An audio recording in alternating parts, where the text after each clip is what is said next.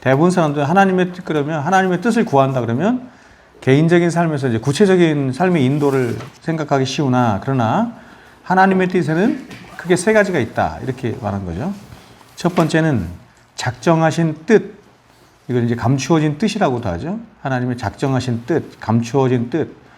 이걸 뭐 교리적으로 얘기하면 하나님의 뭐 계획, 작정, 예정 등등 이런 것들이 있겠죠. 그래서 이 하나님의 뜻이 있는 거예요. 그죠? 하나님의 뜻이 있습니다. 예를 들어서 하나님께서 세상을 사랑하셔서 교회를 구원하기로 하나님이 하셨다. 이건 이제 있는 거 아니에요? 이게 작정하신 뜻 아니에요? 이런 뜻이 있다. 이런 것이 하나님의 뜻이죠. 그러니까 하나님의 뜻 가운데 가장 큰 뜻은 뭐냐면 하나님이 교회를 구원하시는 거예요. 당신의 백성들을 구원하시는 것이죠. 하나님이 바라시는 뜻이 있어요. 여기서 바라시는 뜻은 누구를 향한 바라심이겠어요? 교회를 향한 바라심이죠. 하나님이 교회에 작정하셨고 그 교회를 향한 하나님이 작정하신 교회를 향한 하나님의 뜻이 있는 거죠. 바라시는 뜻, 하나님이 원하시는 뜻이 있어요. 이것은 도덕적인 뜻입니다. 그렇죠? 그러니까 우리가 성경을 이렇게 볼 때 성경이 두 가지로 나눠져 있잖아요. 복음과 율법, 복음과 뭐 삶 이렇게 나눠져 있잖아요. 그렇죠? 그러니까 하나님께서 우리에게 당신의 뜻, 거룩하신 뜻, 작정하신 뜻, 교회를 구원하신 뜻을 말씀하셨으면 이제 그렇게 구원하신 교회를 향한 하나님의 두 번째 뜻, 그죠? 그게 이제 윤리적인 뜻이다. 도덕적인 뜻이다. 하나님의 백성답게 살기를 원하시는 하나님의 뜻이다. 이렇게 말할 수 있는 거죠. 그죠? 그럼 그게 뭐냐? 하나님이, 여기 이제 구원 있는 것인데, 구원은 어떤 의미에서 보면 작정하신 뜻에 더 가깝다. 이렇게 말할 수 있고, 거룩, 성결, 말씀의 순종 다 나오죠? 하나님의 나라를 구함, 힘써 교회를 이루어감, 그렇죠? 이런 모든 것이 다 포함된다. 이렇게 말할 수 있습니다. 하나님이 우리를 향하신, 우리 인생 가운데 향하신 하나님의 가장 큰 뜻 중에 하나가 뭐냐? 교회를 이루어가는 것이다. 교회를, 하나님의 교회, 성령이 하나 되게 하시는 교회를 힘써 지켜나가는 것에 있다. 이렇게 제가 말씀드렸어요. 그러니까 여러분이 인생을 살아가면서 가장 중요한 하나님의 뜻 중에 하나가 뭐냐면 여러분이 사명 중에 하나가 뭐냐면 교회를 이루어가는 거예요. 성령이 하나 되게 하신 교회를 힘써 여러분이 지켜나가는 거예요. 에베소에 나오죠.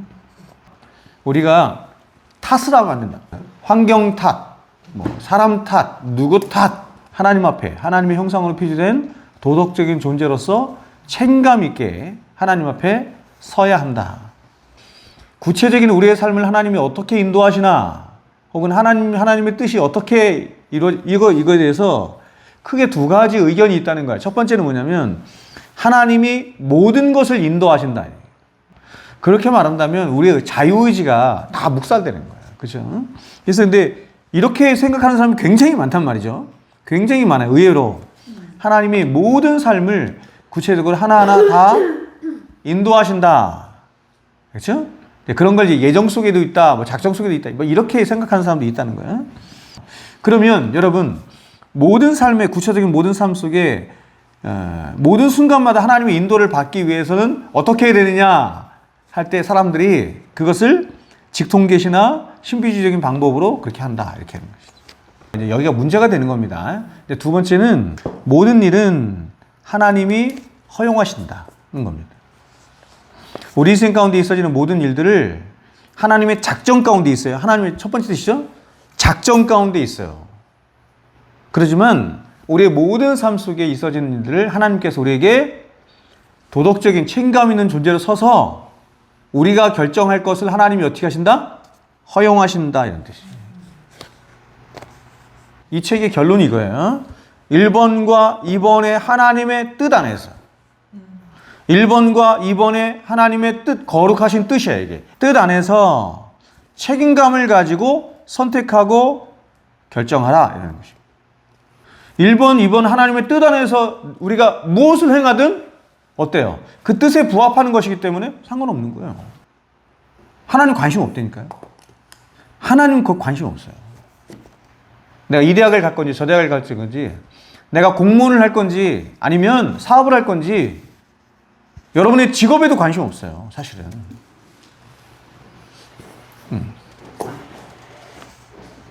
그러니까 사람들이 주로 이제 이런 뜻을 묻는 것은, 이런 개인적인 뜻을 묻는 것은 다 자기 욕심에 이끌려, 탐심에 이끌려서 그렇게 하는 거야. 근데 이제 제가 그 뒤에 이제 다시 얘기했지만, 그럼에도 불구하고 그렇지 않고 선한 의지와 의도를 가지고 하나님의 뜻을, 구체적인 뜻을 묻는 사람도 있다. 이러네. 그러면 성경적인 방법이 뭐냐? 자, 어떻게 하면 되느냐? 첫 번째는 뭐예요? 성경을 살펴라 하는 것입니다. 두 번째, 사람들의 조언을 들어라. 그렇죠? 사람들의 조언을. 여기서 사람들은 여러 사람들이 있을 겁니다. 내가 바라보는 것과 목사가 바라보는 게 달라요. 그리고 기도하라 하는 것입니다. 기도하는데 어떤 기도를 하냐면 특별한 사인을 주시도록 기도하. 이게 아니라니까요. 이 짓을 누가 했다고? 기드온이 했다고. 성경을 보는 걸 여러분에게 말씀드렸지만, 믿음의 사람들이 한 행동에 대해서 우리는 다 정당화시킨다. 이게 맞는 것처럼. 아니에요. 그게 잘못됐다는 거예요. 그렇게 하면 하나님을 시험하면 안 된다. 하나님의 뜻은 어디에 담겨져 있냐면 성경에 다 담겨져 있는 거예요. 그래서 우리가 기도를 하는 것은 하나님의 뜻을 구하는 기도를 하는 게 아니에요. 그리고 기도는 왜 하느냐? 그 하나님의 뜻에 순종할 선한 의지를 가질 수 있도록 기도를 합니다. 그렇죠? 왜요? 기도 안 하면 하나님의 말씀에 순종 안 해. 뜻에 순종 안 해요. 왜요? 욕심 때문에, 죄 때문에. 근데 기도하면 어떻게 해? 죄를 죽이잖아. 그래서 하나님의 뜻에 순종할 거룩한 경건의 마음을 갖게 된다. 성령님께서 막 감동을 주셔가지고 저기 어려운 동남아시아에 있는 나라에 이렇게 헌금할 감동을 주셨어요. 크게 헌금할 감동을 주셨어요. 근데 하나님 앞에 묻는 거야. 하나님, 내가 헌금하는 게 하나님 뜻이에요? 아니에요? 헌금하는 게 뜻이 아니에요? 뜻이지, 당연히. 뜻이지. 근데 순종을 안 해. 욕심 때문에. 그럼 어떻게 돼? 기도한다면 기도하면 죄가 죽어요, 우리 안에서. 그래서 그렇게 순종할 의지를 하나님께서 갖도록 하신다는 거예요. 그러니까 기도는 뭐 하는 거예요? 하나님의 마음과 생각이 그리스도 예수 안에서 나를 지배하도록 하는 것. 그것이 기도다. 이렇게. 그래서 기도의 가장 첫 번째 중요한 목적은 뭐냐면 성화예요, 성화. 우리를 성화에 이르도록 하는 것이다. 그런데 사람들은 1번과 2번의 하나님의 뜻에는 별 관심이 없고, 그렇죠? 네. 하나님 작정이니 예정이니 뭐 하나님의 거룩하신 뜻이니 말씀이 이런 데에 관심이 없어. 사실은 욕심 때문에. 어디에 관심이 있냐면 개인적인 인도 3번의 뜻에만 거의 관심을 둬요. 주로 뭐 때문이냐면 욕심 때문에 그래요. 하나님의 뜻은 선하신 뜻인데 그 선하신 뜻이라는 거 뭐냐면 내가 잘 되길 원하는 거야, 하나님이. 그래서 내가 하나님의 뜻을 구하려고 하는 이유가 그거야. 내 인생이 망치지 않기 위해서, 내 인생이 잘 되기 위해서 하나님의 뜻을 구하는 거야. 개인적인 욕심 때문에. 그런데 이런 3번의 개인적인 하나님의 뜻을 구하는데 주로 자기 욕심에 이끌려 그렇게 구하지만 선한 동기를 가지고 하나님의 뜻을 구하는 사람도 있어요. 이 사람들은 하나님의 음성을 듣고 그래서 하나님의 인도를 받으며 하나님과 교통하고 관계를 누리기를 원하는 선한 목적을 갖고 있어요. 하나님의 뜻을 이루기를 원하는, 하나님 나라를 이루기를 원하는, 그죠? 선한 뜻을 갖고 있어요. 하나님 영광에 살고 싶은 뜻이 있어요. 그런데 그 방법이 잘못된 방법을 택하고 있는 거야. 잘못된 방법이라는 어떤 방법이에요? 성경적인 방법이 아니라 이교적인 방법이에요. 기독교적인 방법이 아닌 거예요. 이교적인 방법, 비인격적인 방법을 채택하는 경우가 많은데 그 가장 대표적인 게 뭐냐면 신비주의를 택하는 것이다. 이렇게 말해요. 성경을 따르면 다 신비주의예요. 여러분 성경을 떠나면 하나님의 뜻을 어떻게 찾을 수 있어요, 여러분? 생각해 봐요. 신비주의적인 방법이란 이런 겁니다. 계시를 통해서 하나님을 만나려 하지 않고 직통 계시를 사용하여 하나님을 직접 만나려 하는 것이다. 여러분, 직통 계시를 이 사람이 선택하고 싶으면 선택한 게 아니에요. 방법이 이것밖에 없어. 성경이 없는데 뭘 갖고 할 거예요? 자기의 경험이나 혹은 세상적인 지식 이런 거 갖고 하겠어요? 하나님 만나는 건데? 그러니까 다른 방법을 택하는데 신비적인 방법을 택합니다. 이교도의 특징이 여러 신비적인 방법을 통해 직통으로 신과 접촉하려 하는 것이에요. 그러므로 신비주의는 근본적으로 이교적이라 할 수 있습니다. 그런데 이런 신비주의가 기독교 안에도 그대로 들어와서 계시를 무시한 채, 성경을 무시한 채. 그러니까 계시는 뭐예요? 하나님과 우리를 이어주는 다리야, 다리. 하나님과 우리를 이어주는 매개물이 뭐냐? 계시예요, 성경이에요. 그 계시를 무시한 채 직통으로 하나님을 만나려 하는 것이다. 그래서 채택한 방법이 뭐냐면 관상이다 이렇게 말하는 거예요. 여긴 여러 가지가 있지만 그 중에서 대표적인 게 하나님을 내가 만나잖아요. 하나님과 관계하잖아요. 근데 우리는 대부분 뭘 갖고 관계하죠? 기도를 갖고 하잖아. 그죠? 근데 그 기도 방법이 성경이 말씀하는 계시 의존적 기도를 하지 않고 어떻게 기도를 한다? 신비주의적인 방법을 따라 기도한다.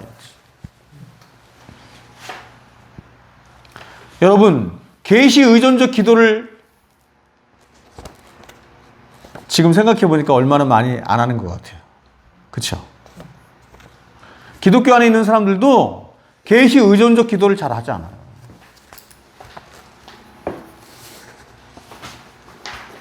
다 이교 방법을 택하는 거야. 그게 관상이에요. 그러니까 여러분, 사람들이 관상이라고 하는 것을 배우거나 관상 기도를 나는 할 거야 라고 해서 하는 게 아니라 의식적이든 무의식적이든 기독교 안에 있는 굉장히 많은 사람들이 뭘 한다? 관상 기도를 한다. 관상이란 인간이 초월적인 세계들과 사실들을 인식하는 직관과 같은 것을 말하는 거예요. 여기 중요한 단어가 뭐냐면 직관, intuition. 경험에 기초하여 어떤 사물에 대하여 지식을 획득하는 즉각적인 방식을 가리키는 것이다. 관상의 핵심은 뭐다? 직관이다. 따라서 관상기도란 신비주의 철학과 종교에서 행하는 직관과 같은 행위를 기독교적 행위와 접목한 것이다. 이렇게 말할 수 있어요. 여러분, 기독교적인 행위는 뭐예요? 기도죠, 기도. 근데 이 기도를 계시 의존적으로 계시화하지 않고 어떻게 했다? 이방 종교에서 하는 방식인 직관을 사용했다 이런 뜻이에요. 기독교의 기도에 대한 전통적인 이해는 이렇게 되는 거예요.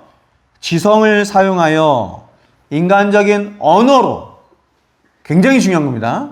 지성을 사용해서 인간적인 언어로 보세요. 마음 안에서 하나님께 아뢰는 행위라면 관상은 보세요. 지성이 아닌 가슴으로 침묵 속에서 하나님을 직관 혹은 체관함으로, 체관하는 건 뭐예요? 몸으로 친교의 상태에 이르려 하는 시도이다. 제가 계시가 뭐라 그랬어요? 하나님과 우리를 이어주는 매개물. 그게 계시예요? 하나님과 우리 사이를 이어주는 유일한 중보자가 누구예요? 예수님이잖아요. 예수님을 뭐라 그래요? 계시의 총체라 그래. 성경이 계시인데 성경은 다 예수 얘기하는 거거든. 그래서 그 히브리서 1장에서 뭐라 그랬어요? 과거에는 구약시대에는 하나님께서 여러 이적과 선지자들로 말씀하셨지만, 그렇죠? 계시하셨지만 신약시대에는 어떻게 하신다? 그의 아들로 말씀하셔요. 예수로 말씀하셔요. 그분이 그냥 계시니까. 하나님 자신을 드러내시는 거니까. 제가 늘 말씀했잖아요. 예수님의 말씀 한마디, 행동 하나하나, 인격, 이 모든 게 다 뭐예요? 그냥 하나님을 나타내는 거예요. 그러므로 관상이란 결국 내면의 빛과 느낌을 불러오도록 하는 어떤 비움을 말하는 것이다. 그러므로 관상기도의 가장 절대적인 잘못은 계시를 배제하는 거예요. 우리는 관상기도하지 않고 무슨 기도한다 그랬어요, 제가. 계시로 기도하는 거를 무슨 기도라고 그래요. 그러니까 전통적인 기독교가 말하는 기도는 무슨 기도? 묵상 기도예요. 묵상. 뭘 묵상해요? 말씀을 묵상하죠. 계시를 묵상하는 거예요.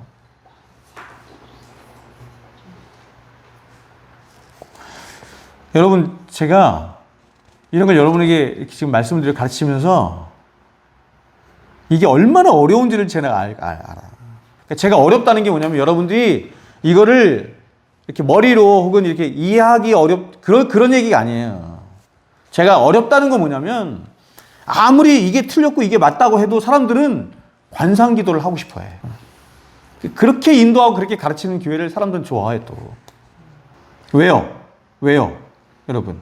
관상 기도는 금방 와, 금방. 금방 오고 금방 느끼거든. 이게 직관을 통해서 하는 거기 때문에 직관은 뭐냐면 아까 제가 직관 혹은 체관이랬잖아요. 체관은 뭐예요? 몸으로 하는 거잖아요.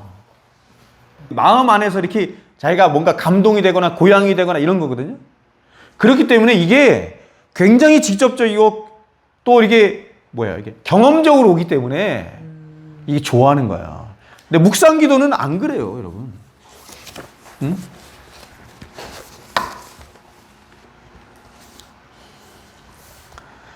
관상 기도의 사회 문화적 배경. 자, 사회 문화적 배경 제가 한번 읽어 드릴게요. 현대 사회의 자아상실감이에요. 사람들이 외로운 거야. 내적 공허함으로 인한 자아를 찾고자 하는 종교적인 욕구를 가져요. 바로 침묵 속에서 자신을 돌아보고 자신 안에 있는 신적인 요소와 대면하기 위하여 잠잠하며 욕망과 표상으로부터 자신의 마음을 해방시키려고 해요. 그래서 이 관상을 사람들이 못 놓는 이유가, 혹은 불교에서 명상을 못 놓는 이유가 뭐예요? 뭐냐면 세상에서 이게 마음이 너무 막 이게 무질서하고 막 너무 어려운 거야. 욕망도 가득 차고. 그죠? 나쁜 마음도 많이 들지만 이게 너무 막 마음이 번뇌하고 어려운 거야. 근데 명상을 하거나 관상을 하면 이게 어떻게 되냐면 이게 가라앉는 거야, 이렇게. 그래서 마음이 시원하죠. 그래서 이걸 하는 거야. 템플스테이. 그쵸? 여러분, 템플스테이. 불교 믿는 사람만 가는 거 아니잖아요. 왜 가요? 좀 쉬러 가는 거야, 쉬러. 무슨 쉼? 마음의 쉼. 육체적 쉼도 있지만 마음의 쉼을 여는, 마음의 쉼. 이게 문화적 현상이다, 이렇게 말할 수 있는. 아시겠죠? 이러한 관상이 동양 종교에서 카톨릭과 동방 종교로 옮겨가서 지금은 복음주의 안에 파다하게 있다. 관상 기도의 신학적 문제점, 인간론을 먼저 제가 잠깐 말씀드리면, 관상 기도 주창자들은 인간이 존재론적으로 하나님과 연합되어 있다, 이렇게 말을 해요. 그러니까 여러분, 이 사람들은 뭐냐면 기본적으로 사람은 하나님과 연합되어 있다, 이렇게 말합니다. 따라서 이들은 인간이란 존재론적으로 죄로 인해서 타락하여 하나님과 분리되어 있는 존재가 아니라 씻겨져서 하나님과 일체가 되어야 할 존재라고 생각하는 것이다.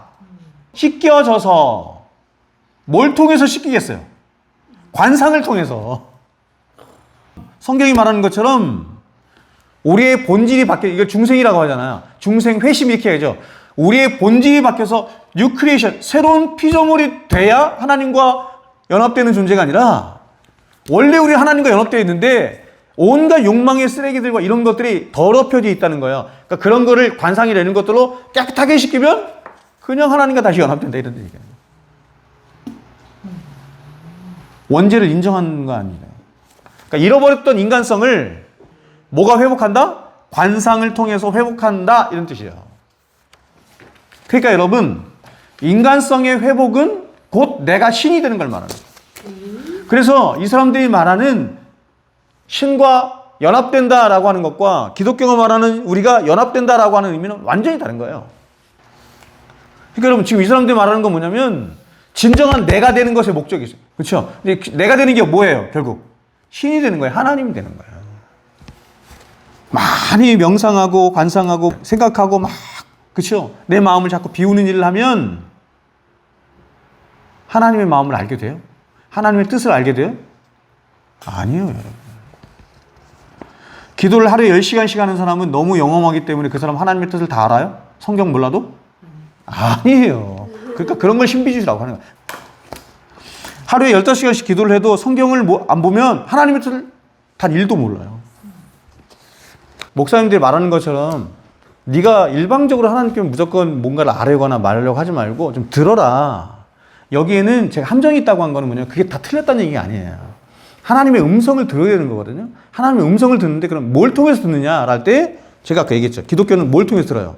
계시를 통해서 듣는 거예요. 말씀. 그래서 이 사람 안에 말씀이 없는데 말씀이 없어. 평소 때 내가 말씀 읽지도 않고 말씀 공부도 안 하고 하나님에 대해 알지도 못해. 지식이 없어. 근데 기도의 자리에 백날 가 있는다고 해서 하나님이 말씀하시잖아요. 그러니까 하나님이 말씀하신다는 거 하는 건 뭐냐면 계시된 성경을 통해서 말씀하신다 이런 뜻이에요. 그래서 성령을 진리의 영이라고 하는 이유가 거기 있는 거예요. 성령께서 성령 하나님 우리 안에서 말씀하시죠. 우리 안에 감동하시잖아요. 근데 뭘 갖고 말씀하시고 감동하시냐면 성령은 제안을 받으시는데 말씀이에요. 무슨 점쟁이들 하는 것처럼 그런 것만 말하는 게 아니라 하나님과 우리 사이를 연결해주는 매개체인 성경, 하나님 말씀이 없이도 신비적인 방식으로 하나님께 나에게 말씀하신다. 이걸 직통계시라고 말하는 거예요. 정통 기독교에서는 그걸 인정을 안 합니다. 그럼 뭘 통해서만 말씀하시느냐? 오직 계시를 통해서만 말씀하신다. 말씀을 통해서만. 그래서 우리가 말씀을 알아야 되는 거예요. 믿음은 들으면서 나잖아요. 들으면 하나님의 말씀이잖아요. 하나님의 말씀을 듣지 않는데 믿음이 생겼다. 불가능하다고 성경이 말하는. 그래서 우리가 전도하는 거예요. 그래서 우리가 땅끝까지 전도해야 되는 이유가 뭐냐면 말씀을 듣지 않으면 이 사람이 구원받을 길이 없어요. 근데 그 말씀을 가지고 역사하시는 분이 누구냐면 성령 하나님이세요. 그래서 성령 하나님 진리 영이라고 한다고. 그래서 우리가 말씀을 많이 듣고 많이 알고 많이 깨달아야 하는 이유가 거기 있는 거예요. 그러나 보세요. 내가 말씀을 많이 알고 많이 공부해서 많이 말씀을 갖고 있다고 해서 그 말씀이 내 안에서 늘 감동되고 역사하는 건 아니에요. 그걸 누가 하느냐? 성령께서 하신다고요. 그 성령께서 그렇게 하시도록 하는 중요한 은혜의 자리가 어디냐냐? 기도다 이렇게 말하는 거예요. 그러면 성령께서 내 안에서, 성령도 하나님이시니까 하나님께서 내 안에서 말씀하시고 역사하시도록 내가 보세요. 기도의 자리에서 뭘 해야 돼요? 말씀을 묵상해야죠. 왜냐하면 말씀이 떠올라야 되니까. 그 말씀이 떠올라야, 말씀이 있어야, 말씀을 매개로 성령께서 내 안에서 역사하시고 말씀하시니까. 그거를 묵상 기도라고 하고 그게 정통 기독교가 말하는 거예요. 하나님이 내가 어떤 인생의 많은 문제들을 가지고 하나님 앞에서 기도했는데 너무나 명확한 하나님의 음성이 들렸다. 그런 그 명확한 음성은 우리 아까 배운 거 있잖아요. 첫 번째 하나님의 뜻과 두 번째 하나님의 뜻이죠. 그 두 가지일 가능성이 99%예요. 왜냐하면 하나님은 계시를 통해서만 말씀하시는데 계시는 첫 번째 하나님의 뜻과 두 번째 하나님의 뜻으로만 가득 차 있기 때문에 개인적으로 우리가 이것을 선택할 건지 저것을 선택할 건지 어떻게 해야 될 건지에 대해 성경은 하나도 얘기 안 하잖아요. 그렇죠? 그러니까 이런 거는 말씀 안 하세요. 이런 거는 절대로 우리가 기도할 때도 하나님은 그런 말씀을 안 하시는 거예요. 내가 기도를 했더니 1번을 선택할 것인가 2번을 선택할 것이다. 1번의 길로 가야 되냐 2번의 길로 가야 되냐. 네?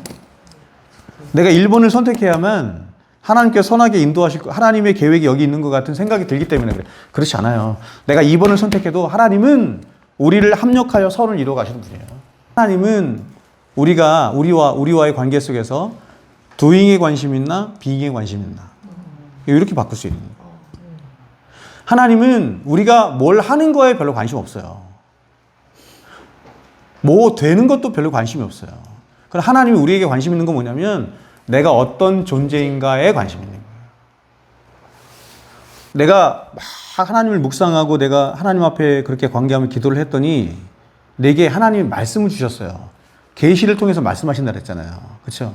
근데 시편 몇 절 주신다든지 뭐 빌립보서 몇 절 주신다든지 이렇게 주시느냐? 그렇게 주실 수도 있는데 일반적으로 그렇게 안 주신대요. 그래서 성경을 부분적으로만 알면 안 되는 이유가 거기 있어요. 성경을 우리가 이렇게 통합적인 지식으로 알고 묵상하고 하나님을 그렇게 전인격적으로 알아야 바르게 하나님의 말씀이 감동이 돼요. 근데 말씀이 그렇게 안 돼 있으면 그 말씀을 거의 어떻게 되냐면 자기 욕심에 이끌려서 묵상도 하고 자기 이끌려서 하나님의 음성을 듣는다고 생각하는 거예요.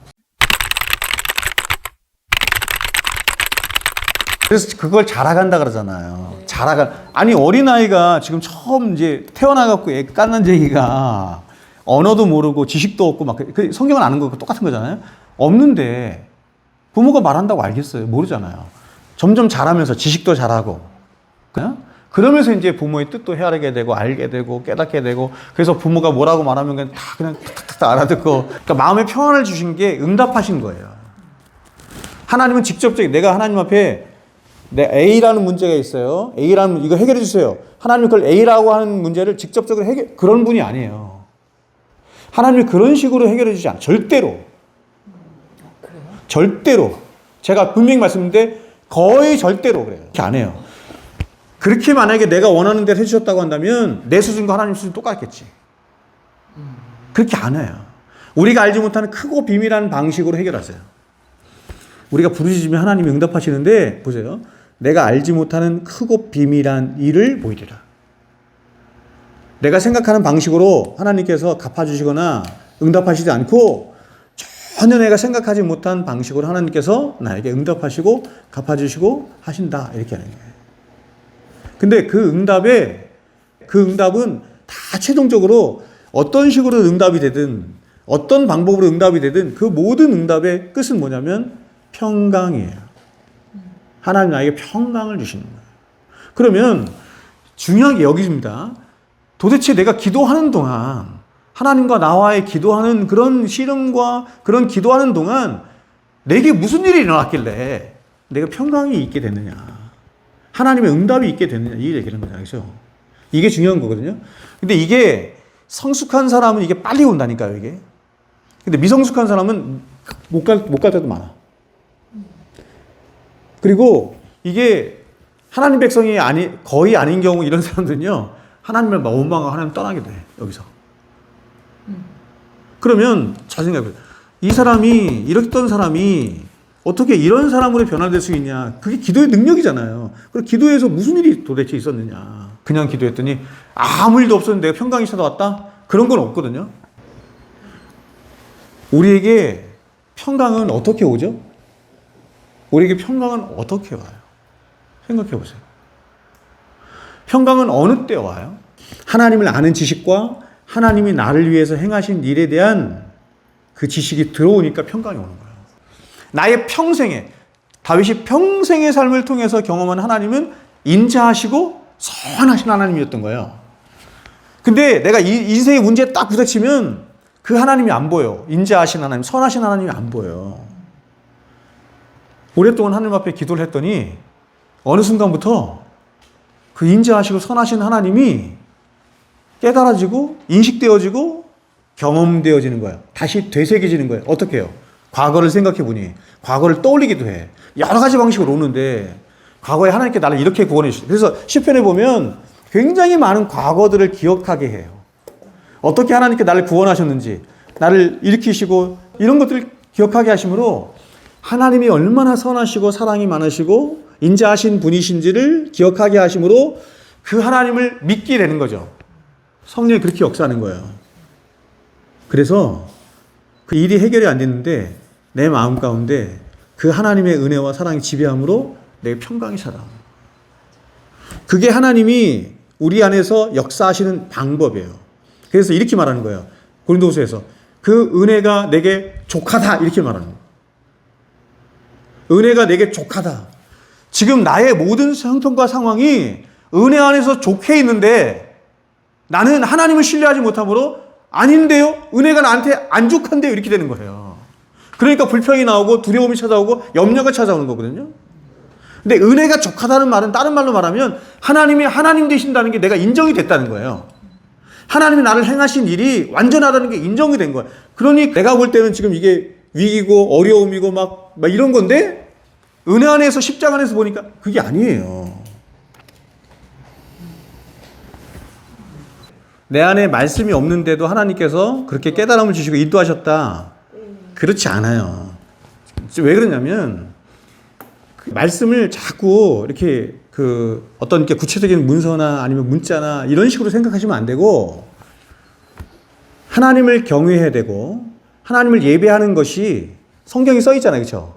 그러니까 하나님 말씀이잖아요. 어떤 식으로 그걸 들었잖아요. 그게 말씀에 있는 거예요. 그러니까 그거를 가지고 성령께서 역사하신 거예요. 그러니까 사람들은 그러니까 뭐 내가 69절 암송하고 189절 암송하고 성경들을 많이 암송하고 성경을 많이 읽어.